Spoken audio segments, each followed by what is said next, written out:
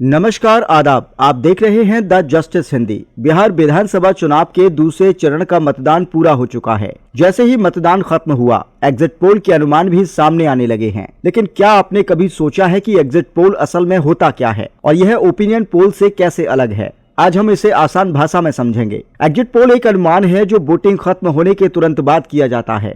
मतदान केंद्र पर वोट डालकर बाहर निकल रहे लोगों से पूछा जाता है कि उन्होंने किस पार्टी या उम्मीदवार को वोट दिया। इन जवाबों के आधार पर यह अंदाजा लगाया जाता है कि कौन जीत सकता है और कौन पीछे रह सकता है। ध्यान रहे, एग्जिट पोल केवल एक अनुमान है। कई बार यह सही बैठता है और कई बार बिल्कुल उल्टा भी निकल सकता है। टीवी चैनल्स, निजी सर्वे एजेंसियां और रिसर्च ग्रुप्स इसे करवाते हैं। इसका उद्देश्य केवल जनता की राय का एक झलक दिखाना है। असली नतीजे तो वोटों की गिनती वाले दिन ही सामने आते हैं। वहीं ओपिनियन पोल चुनाव से पहले किया जाता है। इसमें लोगों से पूछा जाता है कि आने वाले चुनाव में वे किस पार्टी या उम्मीदवार को समर्थन देंगे। यह वोटिंग से पहले का मूड और जनता की सोच बताता है। ओपिनियन पोल यह नहीं बताता कि लोग वास्तव में कैसे वोट देंगे, बल्कि यह उनकी योजनाओं और पसंद और नापसंद का संकेत देता है। तो इसे आसान भाषा में कहें तो एग्जिट पोल वोटिंग के बाद होता है, जबकि ओपिनियन पोल वोटिंग से पहले होता है। एग्जिट पोल बताता है कि लोग वास्तव में क्या कर आए हैं, जबकि ओपिनियन पोल केवल बताता है कि लोग क्या सोच रहे हैं। एग्जिट पोल से हम अंदाजा लगा सकते हैं कि किस पार्टी को कितने वोट मिले,